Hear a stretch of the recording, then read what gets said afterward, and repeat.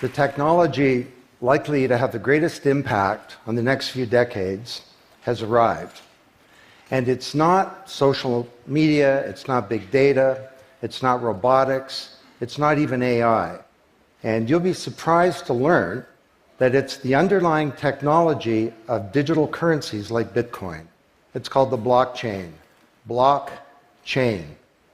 Now, it's not the most sonorous word in the world, but I believe that this is now the next generation of the internet, and that it holds vast promise for every business, every society, and for all of you individually.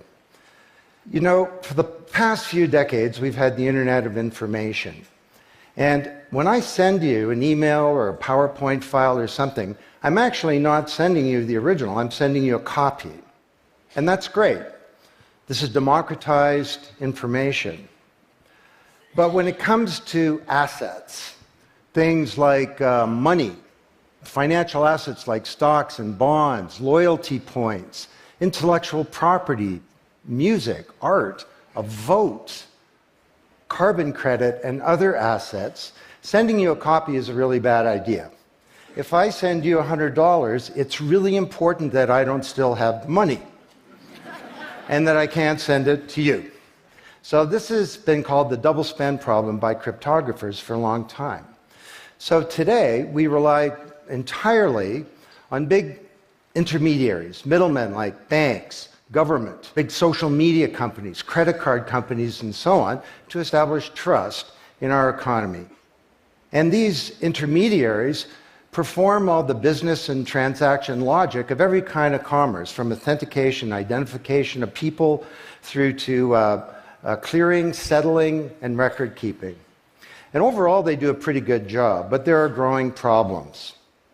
To begin, they're centralized. That means that they can be hacked, and increasingly are. And JP Morgan, the US federal government, LinkedIn, Home Depot, and others found that out the hard way. They exclude billions of people from the global economy. For example, people who don't have enough money to have a bank account.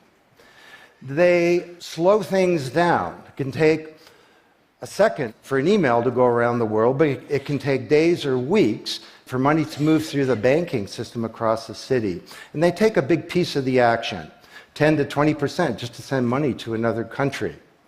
They capture our data, and that means that we can't monetize it or use it to better manage our lives.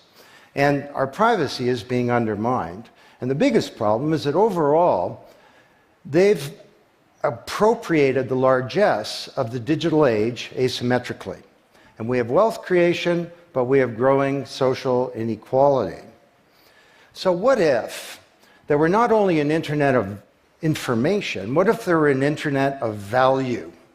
Some kind of vast, global, distributed ledger running on millions of computers and available to everybody, and where every kind of asset, from money to music, could be stored, moved, transacted, exchanged, and managed, all without powerful intermediaries.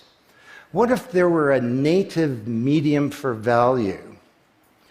Well, in 2008, the financial industry crashed, and perhaps propitiously, an unknown or anonymous person or persons named Satoshi Nakamoto created a paper where he developed a protocol for a digital cash that used an underlying cryptocurrency called Bitcoin.